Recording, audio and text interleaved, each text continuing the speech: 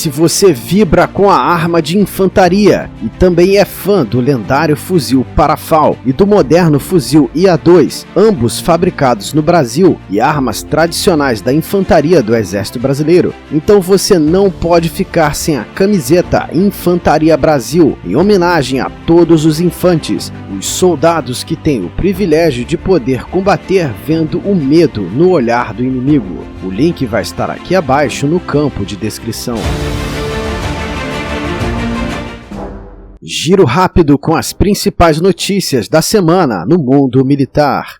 Internacional. A empresa de comércio geral da Coreia do Sul, STX, anunciou que ganhou um contrato para produzir mais 2 navios de patrulha de 500 toneladas de deslocamento para a guarda costeira peruana. De acordo com o comunicado à imprensa, o governo peruano gastará cerca de 36 milhões de dólares somente neste contrato adicional. Estes serão o 7º e o 8º navios produzidos na Coreia do Sul para a guarda costeira peruana, que após começar a receber as embarcações, conseguiu aumentar em 14% as apreensões de navios praticando pesca ilegal em águas peruanas. Aqui há uma oportunidade perdida pelo governo e estaleiros brasileiros, que têm capacidade de produzir navios deste porte, como a classe Macaé, e vendê-los para países vizinhos. A imprensa estatal iraniana anunciou que o país desenvolveu o seu primeiro míssil hipersônico nacional, o Fatah, que ainda de acordo com os iranianos, disparado do Irã, conseguiria atingir em apenas 6 minutos a cidade costeira e turística de Tel Aviv, em Israel, a mais de 1.000 quilômetros de distância. Este é um tipo de míssil que o governo brasileiro precisa urgentemente bancar o seu desenvolvimento. O secretário de Segurança dos Estados Unidos, Lloyd Austin, disse que a Marinha norte-americana seguirá navegando através do Estreito de Taiwan para reafirmar a condição do direito internacional de que aquelas são águas internacionais. No mesmo dia que ele fez esta declaração, um navio de guerra chinês realizou manobras provocativas, cruzando o caminho de um destroyer norte-americano e uma fragata canadense que navegavam por aquele estreito e que, de acordo com os Estados Unidos, poderia ter provocado um acidente. O ministro da Defesa da China, Li Shangfu, defendeu a postura do navio chinês, dizendo que a China não tem problemas quanto à passagem inocente de navios estrangeiros pelo Estreito de Taiwan. Entretanto, que as manobras realizadas por navios de guerra dos Estados Unidos ali são uma provocação à China e que a melhor maneira de evitar acidentes é que cada país cuide melhor das suas próprias águas, ao invés de realizar manobras de bloqueio naval próximas a outros países. O governo russo informou que a Ucrânia iniciou uma contraofensiva em pelo menos 3 frentes, mas nega que Kiev tenha conseguido recuperar algum território. Inclusive, foi noticiado pela própria imprensa ucraniana as primeiras perdas dos carros de combate e blindados recentemente doados pelo Ocidente. Ao menos 3 tanques Leopard 2 e 6 blindados Bradley foram perdidos. O comboio ucraniano foi derrotado devido à detecção antecipada pelo reconhecimento aéreo russo. Já a Ucrânia alega que conseguiu avançar 1,2 km no fronte da devastada cidade de Bakhmut, que foi capturada pela Rússia no mês passado. O porta-voz do Comando Militar Leste da Ucrânia disse que as forças ucranianas aproveitaram para atacar ao perceberem que as forças chechenas da Guarda Nacional Russa, que substituíram o exército privado Wagner Group, ainda não conhecem muito bem a área. A barragem da usina hidrelétrica de Kherson, no sul da Ucrânia, que está sob controle russo, foi destruída, causando um imenso alagamento na região. Cerca de 100 povoados serão alagados. Os governos de Kiev e de Moscou se acusam mutuamente pela responsabilidade do que a Ucrânia chamou de desastre ecológico. Já Putin classificou o ato como selvageria. Aqui a guerra de informações está a todo vapor, mas na prática o alagamento favorece as forças russas, que mantêm posições defensivas, e atrapalha as forças ucranianas, que precisam avançar, mas agora precisam esperar a água baixar.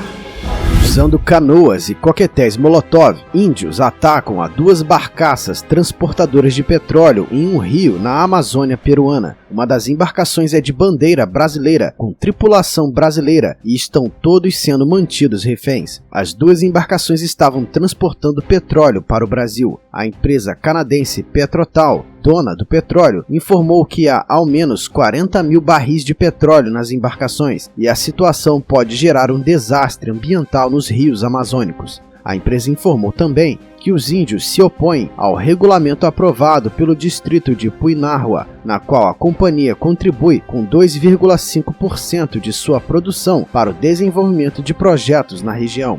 Devido ao sequestro de uma embarcação de bandeira brasileira, o governo brasileiro deveria imediatamente oferecer ao governo peruano ajuda, inclusive militar, com envio do GRUMEC para libertar os reféns, que são cidadãos brasileiros que estavam trabalhando e não podem ser deixados para trás. Brasil. Após o site DefesaNet publicar uma matéria dizendo que a cooperação entre a Suécia e o Brasil envolvendo os caças Gripen e os aviões da Embraer está sendo prejudicada pela posição do novo governo brasileiro em relação à guerra da Ucrânia e pela entrada da Suécia na OTAN, o coronel Lars Bergenström, adido de defesa sueco no Brasil, disse que isso não é verdade e que a Suécia e o Brasil têm compromisso de longo prazo no projeto Gripen. Bem, ele disse apenas aquilo que se esperava que ele dissesse, ou alguém acha que ele iria confirmar que o governo sueco está preocupado com a postura do governo brasileiro em relação à Rússia, principal ameaça à Suécia, e com isto prejudicar o fechamento de um bilionário contrato de um segundo lote de caças Gripen, que está prestes a ser fechado entre a FAB e a Saab. Navio de pesquisa hidroceanográfico da Marinha do Brasil está apoiando 28 pesquisadores da Petrobras e de universidades brasileiras a realizarem um estudo para descobrir novas jazidas de petróleo na chamada margem equatorial brasileira, faixa de mar localizada entre o Amapá e o Rio Grande do Norte. O curioso é que a iniciativa se dá ao mesmo tempo em que a Marinha autorizou a uma embarcação de bandeira norte-americana a realizar pesquisas na mesma região.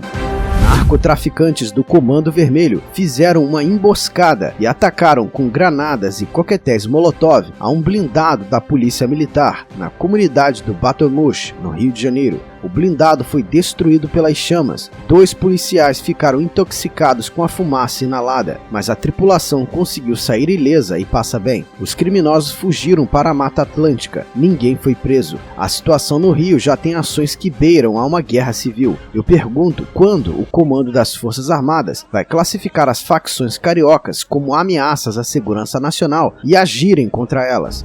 O governo Lula desistiu da ideia de dedicar uma das 2 aeronaves A330 KC-30 da FAB para a missão de avião presidencial. As aeronaves vão seguir os planos originais de serem convertidas em reabastecedores estratégicos. Entretanto, Lula pretende adquirir um terceiro A330 para ser o novo avião presidencial, já que o modelo atual, que é menor, só consegue fazer voos sem escala até Portugal, e com o A330 as escalas diminuiriam muito. O militar do Exército Brasileiro a serviço do GSI, que estava fazendo a segurança do presidente da Venezuela, Nicolás Maduro, durante sua visita a Brasília, agrediu a jornalista da TV Globo, Délis Ortiz, pouco depois da jornalista fazer uma dura pergunta a Maduro sobre a dívida da Venezuela com o Brasil. O GSI abriu sindicância para apurar se houve transgressão disciplinar, ou se o agente atuou apenas em legítima defesa própria ou de Maduro.